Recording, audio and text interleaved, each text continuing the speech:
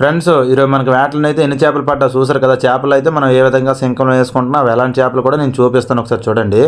దుండవులు, ఇంకా సొల్లావులు, రొంగులు, కరడపారు చేపలు మనకు లాగావు. తక్కువ, అంత ఎక్కువ కాదు. మనం చిన్న బోటు పైన వెళ్ళాం కాబట్టి మనకు తక్కువ పడినా రేట్ ఎక్కువగా వస్తావు. ఒక 4,000కి 3,000కి వచ్చేవంటే మనకైతే ఒక 500-600 పైగా దొరుకుతావు ఒక మనిషికి అయితే.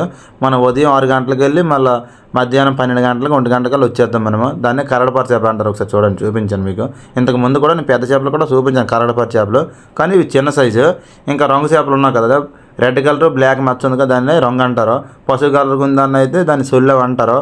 సొల్లె చేప అయితే వండుకుంటే చాలా బాగుంటుంది, కానీ చేసినప్పటికైతే రిస్క్. సొల్లె చేప ఇందులో టేస్ట్ అయిన చేప అయితే మాత్రం సొల్లె చేప బాగుంటుంది టేస్ట్కి అయితే. నేను చాలా తప్పులు తిన్నాను, మీరు కూడా ఒకసారి తిని ట్రై చేయండి. ఆ చేపలు అయితే మన సింకలు ఎత్తుకొని బేరగెత్తలకి అయితే అమ్మాలి, అప్పుడే మనకు రేట్ ఎక్కువగా వెళ్తుంది మార్కెట్లో. కాబట్టి తక్కువగానే ఉంటుంది. మొత్తం సింకంలో వేసేసుకొని మనం ఒడ్డుకెళ్ళిపోయి బేరగెత్తలకి అమ్మేస్తాం. ఓకే ఫ్రెండ్స్, మన వీడియో నచ్చినట్టుకుంటే మన ఛానల్ లైక్ చేసి సబ్స్క్రైబ్ చేసుకోండి. మరికొన్ని వీడియోలతో మళ్ళీ కలుద్దాం ఫ్రెండ్స్.